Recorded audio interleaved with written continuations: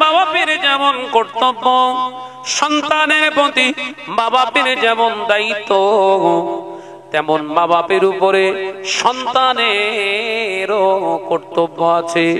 সিস্টেমটা এতটাই সুন্দর, মা বাপ যদি সন্তানকে সন্তানের মতো মানুষ করে, প্রথম দায়িত্বটা পালন করার কারণে ওই সন্তান যদি সুসন্তান হয়ে যায়, দ্বিতীয় হকটার কথা তার বলা লাগে না, ওই মা বাপকে সে ভালোবাসতে থাকে।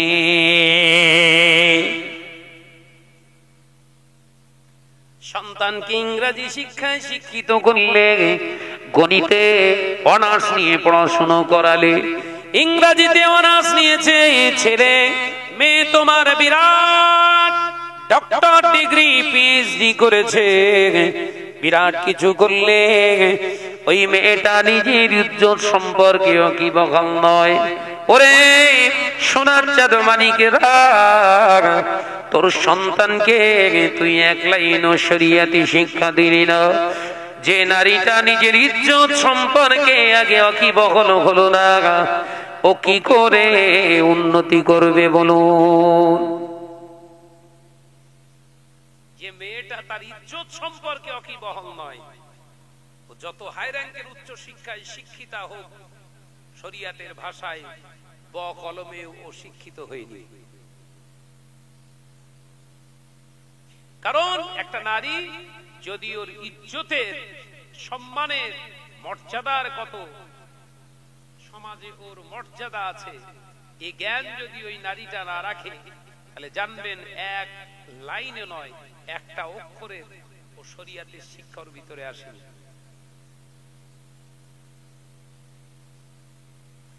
আল্লাহ নবী দোজানের বাদশাহ হাবিবুল্লাহ নবী জনাবে মুহাম্মদুর রাসূলুল্লাহ সাল্লাল্লাহু আলাইহি ওয়াসাল্লাম পাক জবানে জানায়, ও দুনিয়ার মা বাপেরা, সন্তান ভূমিষ্ঠ হবার আগে তোমরা প্রিপারেশন নাও, প্রস্তুতি নাও। স্বামী স্ত্রীর ভিতরে তিনটি প্রিপারেশন নেওয়া দরকার। এক নম্বর হলো, ও পর্দানাসীনা মা বোনেরা, যদি মনে করেন আমার পেটের সন্তানকে আমি ভালো বানাতে চাই, যদি মনে করেন আমার সন্তানকে আমি আলেমে হাক্কানি রাব্বানি বানাতে চাই, যদি মনে করেন আমার পেটের সন্তান কোরআনের হাফেজ হাফেজা বানাতে চায়, তাহলে প্রথম নাম্বার রাসূলুল্লাহর আদর্শ মানুন। আল্লাহ নবী জানিয়ে দিলেন, ওই নারীটা যেন পর্দানাসীনা হয়, আল্লাহর হুকুমের একজন দাসী হয়। আল্লাহর হুকুম পর্দা করা ফরজ, আল্লাহর হুকুম নামাজ পড়া ফরজ, আল্লাহর হুকুম বেগানা পুরুষ থেকে নিজেকে হেফাজত করাও ফরজ। ওই নারীটা যখন নিজের ইজ্জতের দাম দিল, স্বামীর জন্য তাকে হেফাজত করে রাখলো, ওই নারীটার উপরে আল্লাহ খুশি হয়ে যায়। দ্বিতীয় নাম্বার হলো, বিবাহ করার পরে স্বামী স্ত্রীর ভিতরে প্রিপারেশন নিতে হবে। আল্লাহ যদি আমাদের নেক সন্তান দান করে, সেই নেক সন্তানের কাজগুলো আমাদের করতে হবে। এ পর্দানাসীনা মা বোনেরা, আল্লাহ নবী পাক জবানে জানায়, প্রথম নাম্বার হলো, দ্বিতীয় নাম্বার হলো, স্বামী স্ত্রীর মধুর মিলনটা সুন্নতি তরিকায় হবে। স্নেহ নির্জন নিরিবিলি আদবের সঙ্গে তাদের শারীরিক সম্পর্ক হবে। ফজরের আযান যখন মসজিদ থেকে আসবে, আসসালাতু খায়রুম মিনান নাওম, এই আযান কানে ঢোকার সাথে সাথে স্বামী স্ত্রী দুজনাই উঠে পড়বে, ওঠো তাড়াতাড়ি গোসল বানিয়ে নাও, গোসল বানিয়ে নিয়ে ফজরের নামাজ আদায় করে নাও। স্বামী স্ত্রী যখন ফজরের নামাজ আদায় করলো, আল্লাহ পাক আল্লাহ তাআলা ওই স্বামী স্ত্রীর প্রতি খুশি হয়ে গেল। তৃতীয় নাম্বার প্রসেস, মা বোনেদের পেটে যখন সন্তান আসে, প্রতিটা মা বোন মা বোন যখন বালেগা হয়ে যায়, সাবাল্লিকা হয়ে যায়, ওই মা বোনেরা জানে প্রতি মাসে তাদের পিরিয়ড হয়, 10 দিন তাদের নামাজ মাফ হয়ে যায়, 10 দিন তাদের নামাজ কাজা হয়ে যায়, 20 দিন তারা মাসে নামাজ আদায় করার সুযোগ পেয়ে যায়। কিন্তু আল্লাহ পাক সুযোগ দেন, মক্ষম সুযোগ, বান্দি তোর পেটের সন্তানটাকে যদি ভালো বানাতে চাস, আমি আল্লাহ তোর মক্ষম সুযোগ দিয়ে দিলাম। সন্তান পেটে ধারণ করার সাথে সাথে, আমার আল্লাহ সন্তান পেটে ধারণ করার সাথে সাথে মায়ের জন্য ওই মাসের অসুখটা আমার আল্লাহ বন্ধ করে দেয়। 10 দিন তোকে মক্ষম সুযোগ দিলাম, আমি আল্লাহ বলছি देने वाला मौजूद है, लेने वाला नहीं, नूरे तजल्ली जाहिर है मगर मूसा नहीं। ওরে আমার বান্দা আমি আল্লাহ দেব, ওরে আমার বান্দি আমি আল্লাহ তোকে সুসন্তান দেব, কিন্তু আমি যে তোকে 10 দিন আরো এক্সট্রা সময় দিয়েছিলাম, ওই 10 দিন কি আমার কাছে চেয়েছিস? পেটে সন্তান থাকলে মা বোনেদের আর সেই মাসের অসুখটা আর হয় না। তার মানে 20 দিন নামাজ আগে পড়তে পারতো, এখন 30 দিনই পারবে। সুবহানাল্লাহ বলে, জোরে বললেন না? সুযোগ পেল না, পেল না। আল্লাহ বলছে বান্দা যখন চাওয়া বন্ধ করে দেয় আমার রাগ হয়। সুবহানাল্লাহ বলেন না? আর জোরে বলবেন না সুবহানাল্লাহ? বান্দা যখন চাইতে চাইতে চায় না, তখন আমি আল্লাহ ক্ষেপে যাই, আমার ভিতরে ক্রোধান্বিত হই, আমি রেগে যাই। তুই আমার কাছে চাইসনি কেন? চাওয়া বন্ধ করে দিলি কেন? আমি আল্লাহ বেগাইরি হিসাব, আমার কানে কোনো হিসাব নেই, তোরা যত চাইবি তত দেবো। একবার জোরে বলুন। কিন্তু শর্ত কি? পাত্র কিন্তু তোর ভালো হওয়া চাই। শর্ত কি? জোরে বলেন। পাত্র ভালো হওয়া চাই। এ নজরের যুবকেরা, ছেলেরা, বাচ্চারা, তাহলে ভালো সন্তানের পিতা মাতা হতে গেলে এই 3টি শর্ত আপনাকে কাজে লাগাতে হবে। মা বোনের আওয়াজ শুনছেন? ভালো করে শুনে নেন। 1 নাম্বার হলো আপনাকে শুরুতে প্রস্তুতি নিতে হবে। আমি একজন হাফেজ সাহেবের মা হব, আমি একজন মাওলানা সাহেবের মা হব, আমি একজন হাক্কানি ওলির মা হতে চাই। এই চিন্তা করে তুমি 9 বছর পর থেকে তোমার বয়স যখন 9 বছর হবে, পর্দার আড়ালে অন্তরালে চলে যাও। যেমন গিয়েছিলেন হযরতে পীরানে পীর মাওবে সুবানি, কুতুবে সামদানি, মহিনুদ্দিন আব্দুল কাদের জিলানী রাহমাতুল্লাহ আলাইহি, বড় পীর সাহেবের আম্মা জান 9 বছর বয়স থেকে মৃত্যুর আগ পর্যন্ত স্বামী ছাড়া দ্বিতীয় কোন পুরুষ তার চেহারা দেখেন না।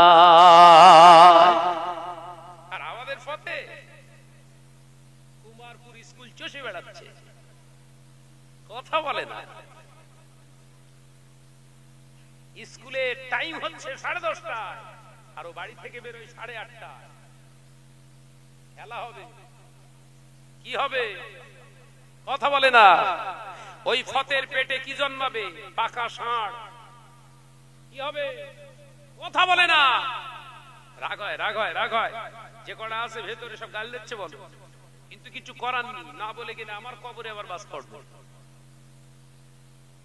কবর বাসিয়ে বাস করি আমি। হাফেজের মা হবে, দৌড় খেলা আবার হাফেজের মা।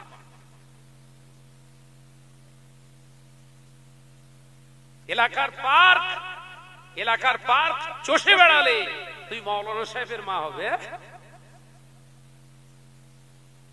ছোটবেলায় দেখতাম মা, ওই যখন আমরা পান্তা বলি তো, বাসি ভাত, কিছু কিছু দিন আম্মা দিতেন না, বলছি ভাত খারাপ হয়ে গেছে। কেন? হাড়ির দোষ হয়েছে। কি বলতো? হাড়ির দোষ বলতো না? হাড়ির দোষ হয়েছে। কি হয়েছে? হাড়ির দোষ হয়েছে। ছোটবেলায় বুঝতাম না, ভাবতাম হয়তো হাড়ি টাড়ি ভেঙে গেছে বলে, ওগুলো ভাত দেয় না। সেদিন পান্তা খাওয়া হলো না। 2 দিন পর মা দেখি নিজে যেসে ডেকে বলছে, কচি এলে পান্তা খা। সে হাড়ি ঠিক হয়ে গেছে? বলে হ্যাঁ ঠিক হয়ে গেছে। কি করে ঠিক হলো? কই দেখি হাড়ি, দেখি হাড়ির কোনো জায়গায় ফাটা ফুটো কিচ্ছু নেই। ও মা হাড়ি তো ভালো, বলে ও সে মনে করছি ভেঙে গেছে, না ভাঙিনি। ও কচি তোরা বুঝবি না, হাড়িতে হয় পা লেগেছে আর নাহলে ঝেঁটা লেগেছে। মেয়েদের আগে বিশ্বাস ছিল, যদিও এগুলো শরীয়ত সম্মত নয়, তাদের বিশ্বাস ঝেঁটা কিংবা পা লাগলি ভাত খারাপ হয়ে যায়। ফতোয়ায়ে হাইবিটিয়া, ফতোয়া কি ফতোয়া? হাইবিট ফতোয়া বাবাজি। এখন গিয়ে চেক করে টেক করে দেখলাম কই কিচ্ছু হয়নি তো। বলে তুই বুঝবি না, ঝেঁটা লেগেছে কিংবা জুতো লেগেছে, পা লেগেছে বোধহয়। তা কি করে দোষ কাটালেন? বলে ওই সেই ঘুঁটের ছাই পাশ, কি বলে ঘুঁটের ছাই, আর সেই ফল দিয়ে জম্মের ঘষা ঘষে আর উড়কো টানা রোদ্রে রেখে দিয়েছে। একদিন রেখে দিয়েছে, তারপরের দিন ভাত রান্না, আবার চাঙ্গা ভাত। তাহলে মূল কথা হলো কি? হাড়ি খারাপ মানে, হাড়ি খারাপ মানে ভাত খারাপ। ওই হাড়ির খারাপের আসল মূল রহস্য কি?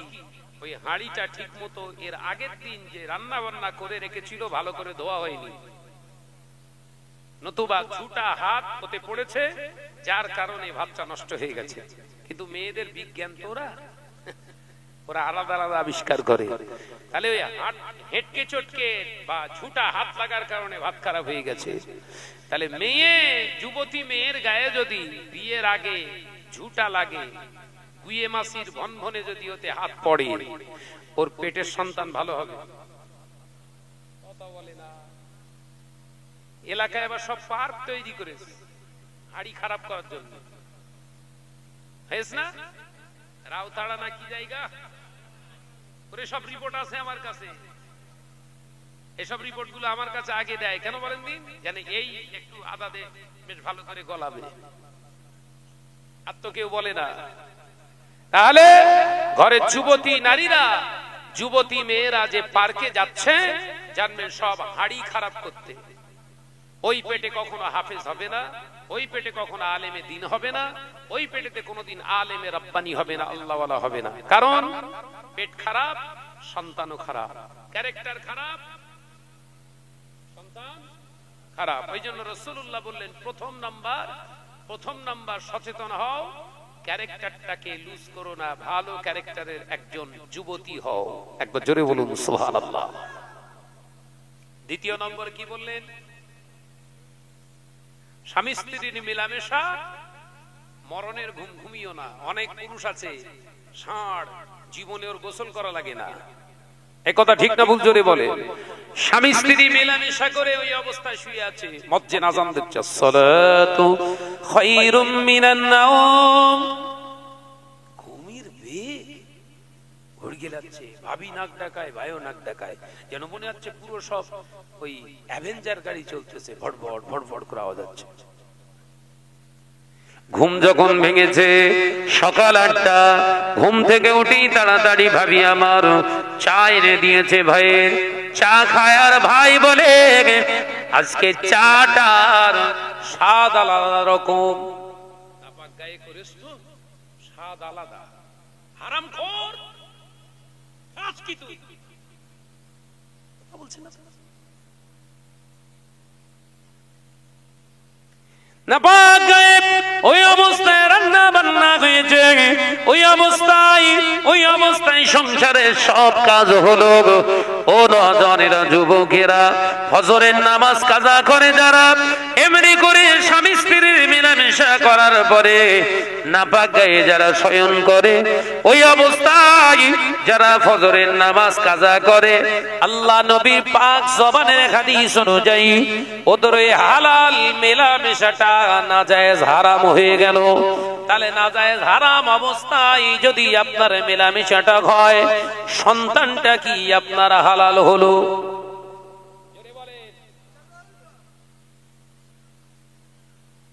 খোলাসা বুঝাচ্ছে, অসুবিধা হচ্ছে নাকি? ও নজন জওয়ানেরা, মুরব্বিয়ান গণেরা, তৃতীয় নম্বর হলো আল্লাহ নবী পাক জবানে জানিয়ে দিলেন নামাজ আদায় করার পরে গোসলের ফরজ কটা আমাদের ঘরে মা বোনের অনেকেই জানে না। একজন ভাবি বলছে গোসলের ফরজ হলো 7টা। গোসলের ফরজ 7টা। একজন চাচারে জিজ্ঞাসা করছি, চাচা গোসলের ফরজ কটা? চাচা মাথা চুলকো আর বলছে হয়তো 8-9টা হবে। বুড়ো হয়ে ভর্তি গেল, গোসলের ফরজ জানে না। তাহলে যে কটা চাষ করে সব ফল বের করেছে সব পাক না পাক? কথা বলে না। যে কটা সন্তান জন্ম দিয়েছে, যে কটা এসে ও দিশি না হাইব্রিড? সব কটা হাইব্রিড। গাল দিচ্ছে, দেখো দেখি দাওয়াত দিবি। যুবকেরা, ছেলেরা, বাচ্চারা রাগ করবেন না, আমি আপনাদের ভাই বলে যায় গোসলের ফরজ হলো 3টি। ও পর্দানাসীনা মা ও বোনেরা, গোসলের ফরজ হলো 3টি। 1 নম্বর হলো মুখে পানি দেওয়া, গড়গড়া করা, আপনার কণ্ঠনালী পর্যন্ত পানি পৌঁছানো। 2য় নম্বর ফরজ হলো নাকের হাড্ডি, শক্ত হাড্ডি পর্যন্ত পানি পৌঁছানো হলো 2য় ফরজ। 3য় নম্বর ফরজ হলো মাথার তালু থেকে পায়ের নিচ পর্যন্ত টোটাল শরীরটাকে একবার ধৌত করা হলো একটি ফরজ। একজন বলছে 1000 ডুব মারবো, ফরজ হবে না মানে? এই শীতকাল চলে যাচ্ছে, এই শীতকালের বহু ছেলের পেছনের কুকুর গোসল হয়েছে, গোসল করেছে না গা ধুয়েছে বোঝা মুশকিল। পুকুর ধারে যে দেখে ঠান্ডা বরফের মতো পানি, গেদুয়া পড়তেছে, ইয়া আলী গোসলে নিয়ে কথা বুঝতে পারছেন না নাকি?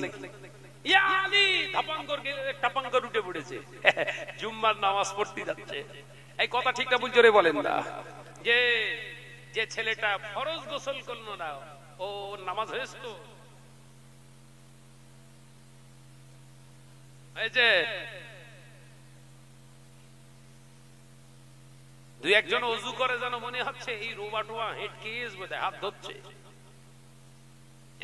কিছু কিছু চাষা অজু করে পা ধোয়, গুড়মুড়ো সাদা, সামনের দিক ভিজে, পেছনের দিক সাদা, তার মানে ধুইনি। চাষার বলতেছে চাষা পেছনে সাদা মতো পানি লাগেনি বোধহয়, বলছো না লাগতেই পারে, হয়ে গে। এই কথা বুঝতে পেরেছেন তো নাকি? ওইভাবে চালাচ্ছে।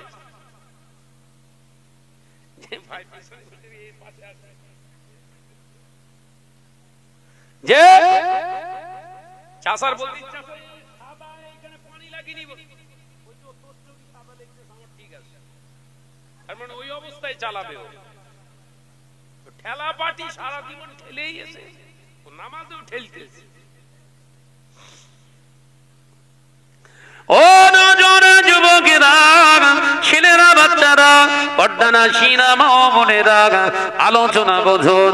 আমি আপনাদের ভাই মোহাম্মদ শাহনওয়াজ বলে যায়, তাহলে 3টি হুকুম আপনি মানলেন। পিতা মাতা, তাহলে আপনি পিতা মাতার দায়িত্ব পালন করলেন। হওয়ার আগে সন্তান ভূমিষ্ঠ হলো, সন্তান ভূমিষ্ঠ হওয়ার সাথে সাথে আল্লাহ নবী পাক জবানে জানিয়ে দিলেন আরো 3টি দায়িত্ব তোমাদের উপরে ওয়াজিব হয়ে গেল। সন্তান জন্ম নেওয়ার সাথে সাথে আমি রাসূলুল্লাহ জানিয়ে দিলাম তোমাদের উপরে 3টি কাজ ওয়াজিব হয়ে গেল। 1 নম্বরে হলো শরিয়াত সম্মত একটা ভালো নাম রাখা। একবার জোরে বলুন না। নন্টে, ঘন্টে, মন্টু, ঝন্টু, পিন্টু, বল্টু, শান্টু, আছে না নাই? এই নামগুলো হালাল না হারাম? আর বলবে না। একজন ফোন করে বলছে, ভাইজান আমার বড় ছেলের নাম ঝন্টু, এর মানে কি হবে? আমি এর মানে হচ্ছে ঝেঁটা ধরো আর মাথায় মারো। কথা বুঝাচ্ছেন না? নাম রেখে ঝন্টু, ওর মানে আমার বলতে হবে চরিত্র, মুসলমানের ক্যারেক্টার। মন্টু, ঝন্টু, পিন্টু, বল্টু, কেলটু, বাঁকুড়ায় গিয়েছি বুঝি বেরে, নাম বেরে। বীরভূমে গিয়েছি আপেল, মুসলমানের নাম আপেল। আর একজনের নাম গদাই, মনে করছেন ফাজলাও মারছি। আপনাদের এই ছোট ভাই গোটা ওয়েস্ট বেঙ্গল আল্লাহ পাক ঘোরাচ্ছে, 19টা ডিস্ট্রিক্ট আল্লাহ পাক ঘোরাচ্ছে। এই পশ্চিমবঙ্গ ছাড়া আরো বাইরের 6টা রাজ্যে আমি যাই, নাম শুনি আর সময় সময় সারা রাত ঘুমোতে পারি নেই। ওই নাম মনে আসলে একা একা হাসি, কারণ নাম আপেল হয়। হ্যাঁ,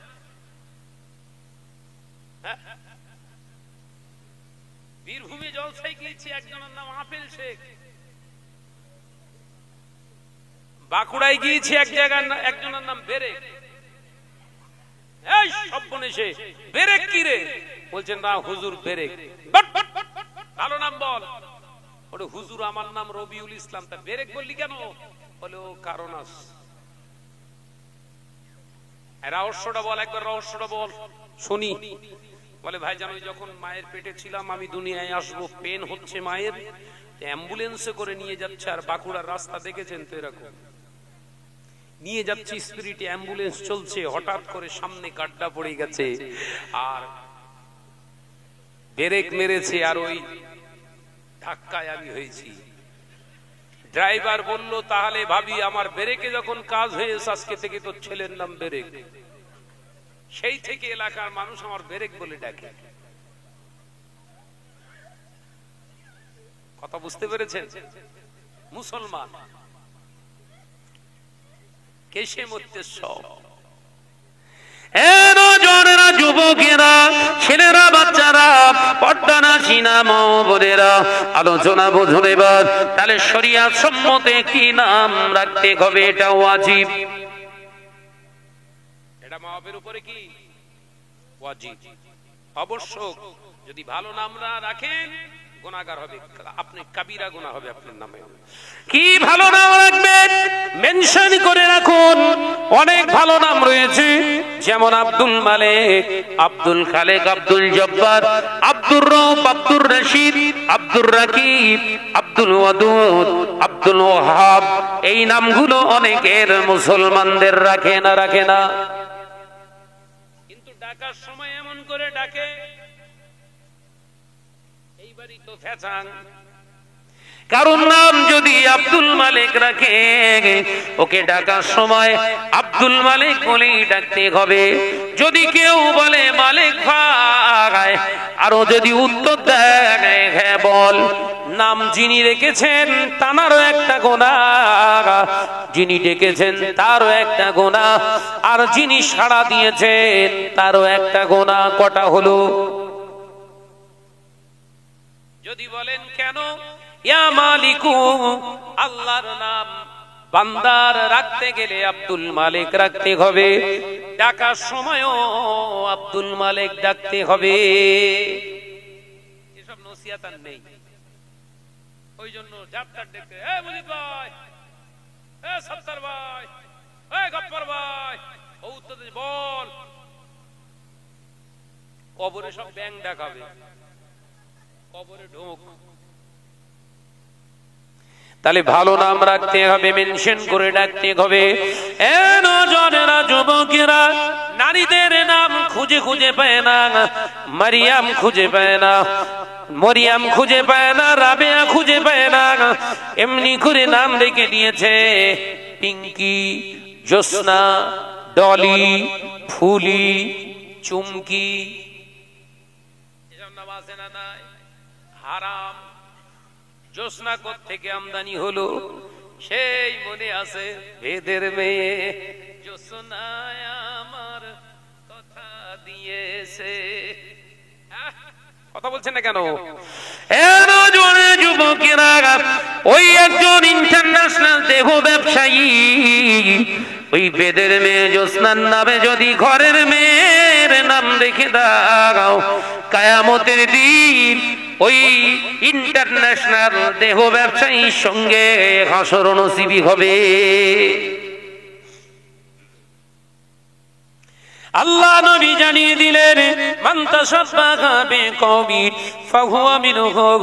ও আমার সাহাবীরা, আমি রাসূলুল্লাহ জানিয়ে দিলাম পৃথিবীর জমিনে তোমার খাওয়া, তোমার দাওয়া, তোমার নাম, তোমার চলা, তোমার বলা যদি কোন জাতির সঙ্গে মিলে যায়, কিয়ামতের দিন তার সঙ্গে হাসর নসিব হয়ে যাবে।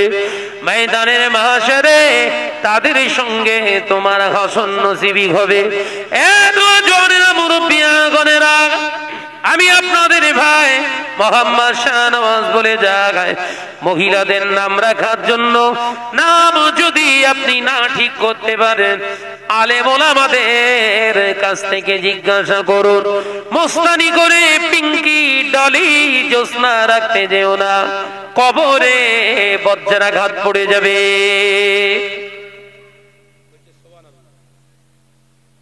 ঘুমোচ্ছে নাকি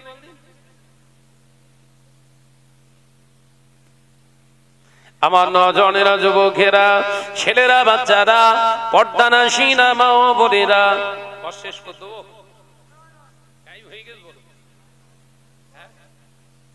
হবে? হ্যাঁ, ঘন্টাখানি অল্প হয়ে যাচ্ছে না? একদম সকাল 10টা পর্যন্ত হবে। ভাইরা আমার নজনেরা, দ্বিতীয় নাম্বার হলো সন্তান যখন কথা বলতে শেখে ওকে আদর্শ শিক্ষায় শিক্ষিত করুন। আদর্শ শিক্ষা মানে যে শিক্ষার ভিতর দিয়ে আল্লাহ জানাতে চেয়েছেন ইকরা বিসমি রাব্বিকাল্লাযী খলাক, রবের নামে আরম্ভ করুন, রবের নামে পড়তে থাকুন। কোন রব? যিনি তামাম কায়নাতের মালিক। জোরে বলুন সুবহানাল্লাহ। রবের নামে যিনি শিক্ষিত হবে, শিক্ষিতা হবে, ও কোনদিন মা বাপকে ছোট বড় করবে না, মা বাপের হক নষ্ট করবে না। ও জীবনে কোনদিন মা বাপকে স্কুল যাচ্ছি বলে পার্কে যেয়ে বসে থাকবে না। রবের নামে যারা শিক্ষিত, শিক্ষিতা হয়, রবের হুকুমের গোলামিত্ব করেন। জোরে বলুন সুবহানাল্লাহ। তৃতীয় নম্বর আল্লাহ নবী জানিয়ে দিলেন মা বাপের জন্য ওয়াজিবি হয়ে যায় সন্তান যখন বালেগা হয়ে যায়, সাবালক সাবালিকা হয়ে যায়, ওই সন্তানটা গুনাহ করার আগে ওকে সংসারী বানিয়ে দাও, অর্থাৎ বিবাহ দাও। ছেলে হোক কিংবা মেয়ে হোক, ও যখন বালেগা হয়, সাবালক সাবালিকা হয়ে যায়, সাথে সাথে সংসারী করে দাও। ও জানি গুনাহ করার কোন স্কোপ না পায়। সমাজে এত অবক্ষয়, অধঃপতনের রাস্তা নেমে গিয়েছে। কোন বাড়িতে যদি ছেলে এবং মেয়ে থাকে, ছেলেটার বয়স 24, মেয়েটার বয়স 16, বাপ আশা করেছে মেয়েটার আগে বিয়ে দেব, তারপর ছেলের দেব। মরে গেলি কবরে বাস পড়বে। ছেলে আগে সাবালক হয়েছে, ওরে আগে বিয়ে দিতে হবে, এটা শরীয়তের হুকুম। তোমার বুদ্ধিতে ওখানে কাজ হবে না। এই কথা বুঝতে পারছেন? ছেলেটা যদি গোপনে গোপনে পরনারীর সঙ্গে যদি এমনি করে জিনা ব্যভিচারে লিপ্ত হয়, ওই ছেলেটা যত গুনাহ করবে, এই মুরব্বি, তোমার নামে আমলে ওই গুনাহ লেখা হবে। বোঝা গেল? অর্থাৎ মেয়ে যাদের 16 বছর 17 বছর বয়স, মনে করছেন না মেয়েটার আগে দেবো তারপর ছেলেটার দেবো, এই ধারণাটাই হচ্ছে হারাম। কথা বুঝতে পারছেন না? এই চিন্তা মনের ভিতরে আনাটাই হারাম। যখন যার বয়স হয়ে যাবে তখন তার বিয়ে দাও। গুনাহ করার কোনো যেন স্কোপ না পায়, সুযোগ নাই।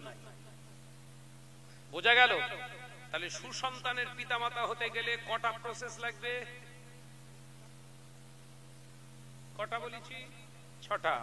বিয়ের আগে কথা বলে না, বাচ্চা হওয়ার আগে 3টে, আর বাচ্চা হওয়ার পরে 3টে।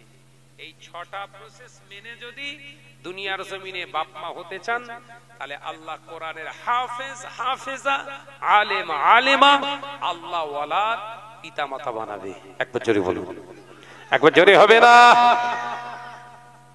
করি ভালো করে বোঝাতে পেরেছি আমার নজনেরা যুবকেরা। তাই কুমারপুরের ছেলেরা এই জালসা মাহফিলি এরা আজকে একটা সেরেকি কথাবার্তা বলেছে আমার সঙ্গে, ওদেরকে জানিয়ে দিয়ে যাই যে আমরা জলসা দিলি যে মাসেই দেই বৃষ্টি ঠিক হবেই। এই কথাটা কি কথা? সম্পূর্ণ হারামি কথা, ঈমান চলে যাওয়া কথা। কথা বুঝতে পারেননি? ভরসা করবেন কার উপরে? জোরে বলেন। বৃষ্টি দেবার মালিককে, আমাদের জানের মালিককে, আমাদের ইজ্জতের মালিককে, সেই আল্লাহর উপরে তাওয়াক্কাল করবেন, আল্লাহর উপরে ভরসা করবেন, জলসা মাহফিল দেবেন, বৃষ্টি হবে কিনা ডিসিশন তার।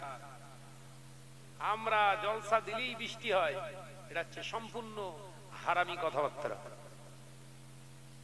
এই চিন্তা যেন মাথার ভিতরে আগামী দিন না আসে।